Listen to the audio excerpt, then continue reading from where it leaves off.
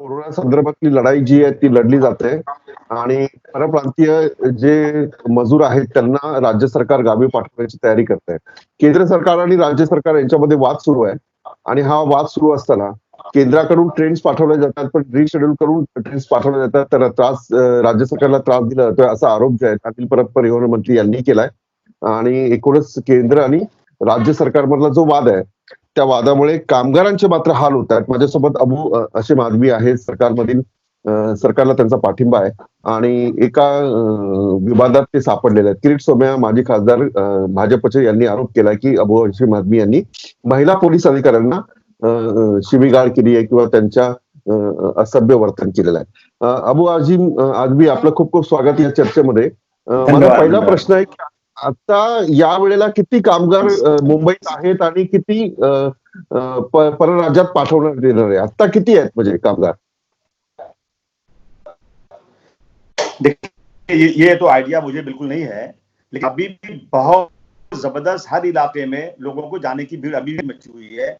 हालांकि सरकार ने बहुत सारे आदमी भेज दिए, एक एक ट्रेन में 2-2 हजार आदमी तक चले गए हैं, परंतु अभी भी लोगों की भीड़ बहुत है। आज भी मानको शिवाजी नगर से मेरे इलाके से कम 3 से 4 हजार लोग भेजे जा रहे हैं, भीड़ बहुत। हाँ, बोलत राहा तुम्ही 3 ते 4 हजार तुमच्या मानखुर्द आणि शिवाजी याच्यातून पाठवले जाणार आहेत. ठीक आहे. तर माझा आता प्रश्न आहे की काल तुम्ही सीएसटी वर होतात, तर नेमकं काय झालं? किरीट सोमय्या यांचा थेट आरोप आहे तुम्ही पोलिसांशी असभ्य वर्तन केलंय, त्यांचं बाप काढण्यापर्यंत तुम्ही गेलेला.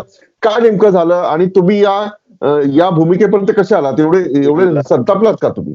हमारी वो सभ्यता है कि मेरे बच्चे अगर कोई बेगर भीख मांगने आता है ना, उसको भी फकीर अंकल बोलते हैं, भीख मांगने वाला अंकल बोलते हैं, उसको नाम नहीं लेते। मेरे घर में काम करने वालों को ना मेरे बच्चे कभी भी नाम नहीं लेते, अंकल या भाई बोलते हैं। हम कभी भी, एक हवलदार हो या झाड़ू मारने वाला हो, मैंने हमेशा उसकी इज्जत किया है। मेरे पास सिक्योरिटी है, आप पूछ सकते हैं। मैं पुलिस वालों को या किसी भी इंसान को मैं अपने बराबर समझता हूँ, उससे नीचा नहीं समझता हूँ। परंतु यहाँ कुछ ऐसे लोग हैं, मैं पुलिस को सल्यूट कर रहा हूँ, पुलिस बहुत मेहनत कर रही है। कितने बेचारे पुलिस वाले कोरोना में मर गए, उनके साथ हमारी पूरी हमदर्दी है। परंतु तालाब में एक मछली गंदा करती है पूरे तालाब को। जो मैडम वहां पे सीनियर थी नागपाड़ा में, वो आज की बात नहीं है, उनकी शिकायत आज से नहीं, पिछले 6 महीनों से 8 महीनों से उनकी शिकायत चल रही है। एक बार नहीं, 10 बार होम मिनिस्टर साहब को बोला गया कि ये औरत बहुत ही अहंकार है, ये किसी की इज्जत नहीं। ये महिला होते हुए महिलाओं को जाकर इन्होंने बॉम्बे बाग में जाकर रात को मारा था। इन्होंने बॉम्बे बाग जो बना था, ये सिर्फ मुंबई में नहीं था, महाराष्ट्र के कई जिलों में, भारतवर्ष के कई शहरों में ये चल रहा था। लेकिन किसी जगह भी पुलिस ने जाकर मारा नहीं उनको। ठीक है, वो लोग बैठे थे, गलत बैठे थे या सही बैठे थे, वो सब सरकार जाने, परंतु जाकर के डंडे से मारना भगाना इन्होंने किया था। मेरी गाड़ी जिसपे स्टिकर लगा एमएलए का, वो गाड़ी जा रही है, मेरा ड्राइवर जा रहा है जिसके पास डीसीपी का इश्यू किया हुआ पास है, उस गाड़ी को रोक करके उसका पास छीन करके अपने पास रख लेना और उसको बात नहीं करना। इस तरह की कितनी बदतमीजियां इन्होंने किया। बार बार कहा गया। उस दिन रात को देखिए मैं कहीं गया नहीं था, मेरी वाइफ जो है उसकी माँ की तबीयत खराब थी, मेरी सास की। उसने कहा कि मुझे रात को आप लेने आइए, कभी पुलिस वाले नागपाड़ा वाले रोक देते हैं तो आप आ जाइए। मैं लेने गया था, बहुत भीड़ लगी थी, लोगों ने चिल्ला के मुझे रोका वहां पे। और मैंने कहा मैडम, ये इतने हजारों लोग सुबह 7 बजे 8 बजे आप लोगों ने पुलिस की गाड़ी में लाया और रात को 12 बजे तक उनको नहीं भेज पाए। आपने खुद बुलाया था उनको, उनका फॉर्म भरा हुआ था। अब ये लोग सड़क पर खड़े हुए हैं, ये लोग भूखे हैं, पुलिस तो नहीं खाना खिला रही, परंतु एनजीओ पार्टी के लोग खाना खिला रहे हैं। मैडम, ये मुझे लगता है कि आपका पुलिस का बिल्कुल मिसमैनेजमेंट है। ये कहा how you dare to tell me police management, मैं आपसे बात नहीं करूंगी। मैंने कहा आपको बात करनी पड़ेगी। कहा नहीं बात करूंगी मैं आपसे, आप इस तरह बात कैसे कर सकते हैं, ब्लेम कैसे लगा सकते हैं। देखिए, अगर मैंने गलत बोल दिया था तो मैडम मुझे समझा देती कि अबू आसिम तुम गलत बोल रहे हो, ऐसा ये मैनेजमेंट ऐसा नहीं ऐसा है, तो मैं उससे माफी मांग लेता। लेकिन उसका अहंकार इतना जोरदार था कि वो सैकड़ों के बीच में मुझे इंसल्ट करके चली गई। मेरे सब लोगों ने बोला धरना दो धरना दो, हमने धरना दिया।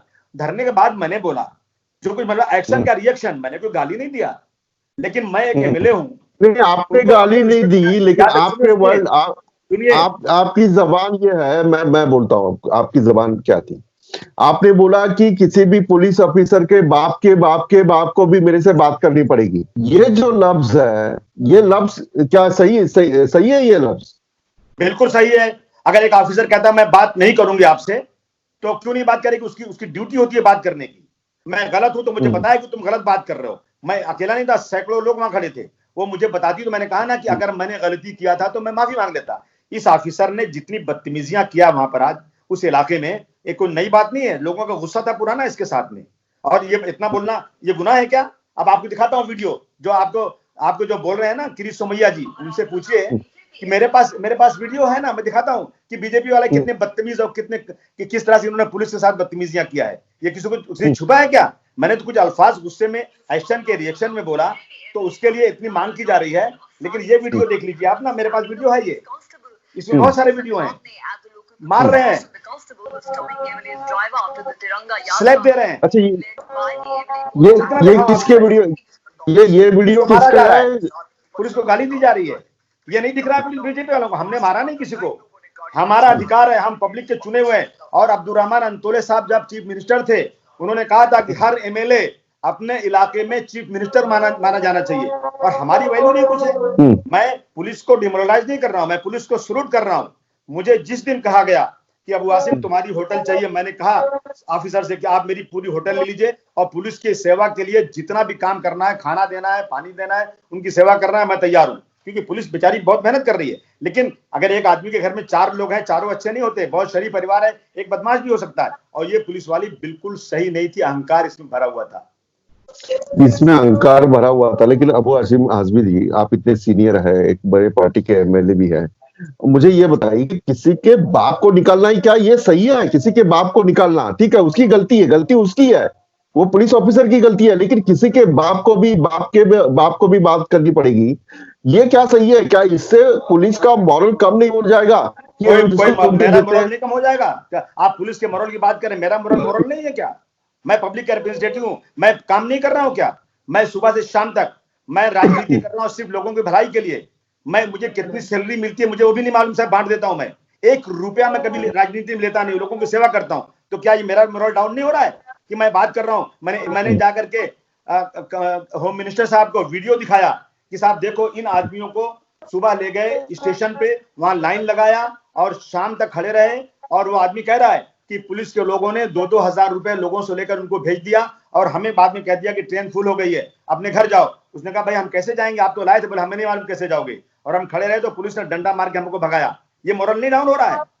इस पे एक्शन नहीं होना चाहिए? और मेरे पास आज भी प्रूफ है, एविडेंस है कि इस मैडम नागपाड़ा की सीनियर के अंडर में जो परिवासी जा रहे हैं वहां पैसे लिए गए हैं। मैं ये नहीं कहता हूं कि इन्होंने लिया, लेकिन अगर मेरे ऑर्गेनाइजेशन में कोई आदमी भ्रष्ट है तो उसकी जिम्मेदारी से मैं छुटकारा नहीं पा सकता। मेरी जिम्मेदारी है ये। मेरे पास वीडियो मौजूद है, मैं दिखाता हूं ला करके कि देखो पैसा लिया जा रहा है। आपका मतलब है लोगों से, जो मजदूर है उनसे पैसे ले रही है पुलिस? हाँ ले रही है ना, मैं एविडेंस देता हूं। ये बहुत जिम्मेदारी से बोल रहे हैं आप, ये बहुत जिम्मेदारी से बोल रहे हैं आप। मेरे पास वीडियो मौजूद है। और जब कंप्लेन किया गया तो पुलिस ने कहा फिक्र मत करो, हम पैसा दिला देंगे। अगर किसी ने पैसा लिया था तो उसको पुलिस को अरेस्ट करना चाहिए। पुलिस ने बुलाकर पैसे दिला दिया, इसका मतलब क्या होता है कि इसमें मिले हुए कि नहीं मिले हुए? और जब कहा जा रहा है तो क्या हमारा मोरल डाउन कर रहे हो आप? अरे गरीब मर रहा है, खाने को नहीं मिल रहा है। उसी रात को 12 बजे अगर आप वीडियो देखेंगे, एक औरत बेचारी 80 साल की उम्र की सुबह से रात तक वहां खड़ी है, कोई जवाब नहीं दे रहा है उसको। भाई अगरचे उस दिन रेलवे की गलती थी, रेलवे ने ज्यादा ट्रेनें भेज दिया बिना बताए हुए, तो कम से कम पुलिस जिनको लाई थी उनसे कह देती हाथ जोड़ करके, भाई हम क्षमा चाहते हैं, ये लोग रेलवे ने मिसमैनेजमेंट कर दिया है, हमारे पास कोई सवारी नहीं है, प्लीज हाथ जोड़ते हैं, आप लोग अपने घर चले जाओ। वो भी काफी था, वो भी नहीं कहा गया। एक मेरा आखिरी सवाल, आप बोल रहे हैं कि जो मजदूर है उनकी बहुत तकलीफ हो रही है, आपकी गवर्नमेंट है, इसका मतलब ये है कि आपका कोई कंट्रोल नहीं है, आपकी सरकार का, महाविकास आघाड़ी का कोई पुलिस के ऊपर कंट्रोल नहीं है? मेरी गवर्नमेंट में पुलिस के लोग बहुत अच्छा काम करें, परंतु इस तालाब में कुछ मछलियां गंदी भी हैं, उन मछलियों पे रोक लगाना चाहिए, मेरी ये मांग है। और मैं कहता हूं कि मेरा भी संगठन, अगर मेरे पास 100 आदमी काम करते हैं तो 100 अच्छे नहीं हो सकते, कुछ खराब भी हो सकते हैं। अगर मैं उनके खिलाफ काम करूं तो नहीं मतलब कि 100 के 100 आदमी नाराज हो जाए कि इनके खिलाफ क्यों काम कर रहे हो। अच्छे आदमी को अप्रिशिएट करें, सलूट करते हैं, लेकिन जो गलत है ना उनकी तरफ भी नजर उठाकर देखना जरूरी है। हमारी सरकार को बदनाम करने की साजिश हो रही है। मेरी सरकार में ये बीजेपी के जहनियत के लोग हैं, इनकी हमदर्दी में बीजेपी के लोग आ रहे हैं। क्या मतलब इसका होता है? ये लोग जो गलत हैं वो गलत हैं। मैं किसी के खिलाफ नहीं हूं मैं पुलिस कमिश्नर साहब की इज्जत करता हूं, मैं सरकार की इज्जत करता हूं, परंतु मेरी जिम्मेदारी होती है कि मेरी सरकार को अगर कुछ लोग बदनाम कर रहे हैं पैसे लेकर के या मिसमैनेजमेंट करके, तो मैं उसके खिलाफ आवाज उठाऊंगा। मुझे लगता नहीं आप उस पुलिस ऑफिसर से माफी नहीं मांगोगे? आपके किससे रवैये से ऐसा लगता है कि आप वो पुलिस ऑफिसर से, अबू हाशिम आजमी जी, दुश्मन कितना भी बड़ा हो लेकिन उसके बाप और माँ का नाम नहीं निकलना चाहिए, ये कॉमन सेंस है। तो आप क्या अपने आपने जो बर्ताव किया उसकी माफी नहीं मांगोगे, या इसकी अगर वो कंप्लेंट माफी कोई आप मांगेंगे उन लोगों से मुख्यमंत्री के? जिनको डंडे मारा जबरदस्ती की, वो माफी मांगेंगे जिनसे पैसे लिया उन्होंने जबरदस्ती, तो फिर मैं भी माफी मांग लूंगा। क्या इसकी शिकायत आप गृह मंत्री के पास करेंगे, अनिल देशमुख के कर चुका पास, या हूं, मुख्यमंत्री एक के बार पास? नहीं कई बार कर चुका हूं, सबको कर बहुत चुका बहुत हूं। शुक्रिया। मेरा एक आखिरी सवाल है, मुझे ये बताइए कि आप मुंबई में इतने सालों से, शिवाजी मानकुर एरिया जो है, काफी लोग वहां रहते हैं, बस्ती बहुत, एक घर में 10-10 15-15 लोग रहते हैं। ये कोरोना का जो संकट है, यानी ये मुश्किल है, ये इसमें कब तक अपने को रिलीफ मिलेगा, यानी कैसे काम चालू है? क्या देखिए ऐसा है ना कि पहले गलतियां हुई हैं। अगर जब कोरोना की शुरुआत हुई थी, तो उसी वक्त अगर हम इंटरनेशनल फ्लाइट बंद कर देते, ये विदेश से आई हुई चीज है, तो शायद कोरोना नहीं आता। हमने 23 मार्च तक फ्लाइट चालू रखा, पार्लियामेंट चालू रखा, हम जो ट्रंप को बुलाकर लाखों लोगों के बीच में तालियां बजवाई हम लोगों ने, उससे यहाँ आया वो। अब एक ही रास्ता है, मुंबई एक इंटरनेशनल सिटी है, पूरी दुनिया के लोग आते हैं। 23 तारीख तक सारी फ्लाइटें यहाँ आती रही, और मुंबई में रहने वाले बहुत भीड़ है, घरों में जगह नहीं है। प्रधानमंत्री जी को 4 घंटे का 4 घंटे पहले अनाउंस नहीं करना चाहिए था, उनको ये कहना चाहिए था। देखिए आप जानते हैं कि जब छुट्टियां होती है गर्मी की, अप्रैल में सब लोग अपने गांव चले जाते हैं। यहाँ से सबकी जो है मार्च से जाना शुरू हो जाते हैं, सबके एग्जाम खत्म हो जाते हैं, सबकी ट्रेनें भरी होती हैं। 4 घंटे में आपने अनाउंस कर दिया कि भाई लॉकडाउन, जो जहां वहीं रहो, घर जाओ। आज हालत यह है कि लोग कहां कैसे घरों में रहेंगे, सोशल डिस्टेंसिंग का पालन नहीं हो पा रहा है, चाहते हुए भी नहीं हो पा रहा है। इसलिए लोगों को ज्यादा से ज्यादा, जितने लोग अपने गांव चले जाएंगे, ये चीज यहाँ कम होगी। और जा रहे हैं लोग, सरकारें मेहनत कर रही हैं, मैं नहीं कह रहा हूँ मेहनत नहीं कर रही, इतने लोगों को भेजना एक बहुत बड़ी बात है, ये बहुत मेहनत का काम है। लेकिन मैं कह रहा हूँ कि सिर्फ मीठी बोली बोलना चाहिए आदमी को कि भाई देखिए यहाँ नहीं जम रहा है, ये गलती हो रही है, हम लाए हैं आपको, हम आपको नहीं छोड़ पा रहे हैं, माफी चाहते हैं, दैट्स ऑल। कहते हैं ऐसी वाणी बोलिए कि मन का आपा खोए, और को शीतल करे और आप हूं शीतल हुए।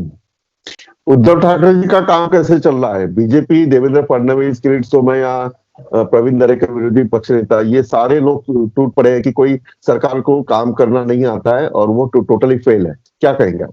सरकार को पूरा काम आता है, इनकी नीयत लगी, सरकार के बहुत परेशान है बीजेपी के लोग कि सत्ता में कैसे सत्ता में आ जाए। अब शिवसेना एक ऐसी पार्टी थी जो कांग्रेस, एनसीपी, समाजवादी पार्टी के बीच के साथ जा नहीं सकती थी, परंतु उद्धव जी ने एक उदारता दिखाई और उन्होंने कहा कि 30 सालों से मैं बीजेपी के साथ उनके झूठ में फंसा हुआ था, चलो ठीक है, वो आ गए, और उनको उम्मीद नहीं थी कि इस तरह से सरकार बन जाएगी। अब ये परेशान है कि किसी तरह से बदनाम करो। अरे आप देखिए ना, आज पूरे देश की हालत क्या हो गई आज आज आज अब मैं अभी सुबह टीवी पे सुन रहा था कि हमने सारे, कह रहे थे सीधा गडकरी साहब, हमने सारे लोगों को रास्ते पे खाने रखे, हमने गाड़ियां लगाई, सबको भेजा। उनको ये नहीं लग रहा है कि एक लड़की 1200 किलोमीटर अपने बाप को साइकिल में बिठाकर चली गई।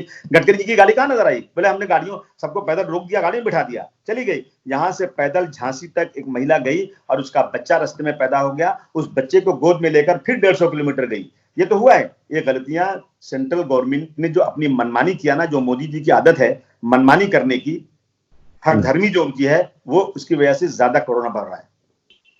बहुत बहुत शुक्रिया अबू हाशिम आझमी हमसे बात करने के लिए. हे ते अबू हाशिम आझमी आमदार आहेत समाजवादी पक्षाचे आणि 19 त्यांनी माफी मागावी अशा प्रकारची सोमय्या केली. पण घडलेला इन्सिडेंट जो काय आहे तो अबू हाशिम आझमी यांनी सांगितलेला आहे. त्यांचं असं म्हणणं की पोलिसांकडून थोडी जे वर्तन झालं ते काही योग्य नव्हतं. मी इथेच थांबतो. आपण पाहता मॅक्स महाराष्ट्र.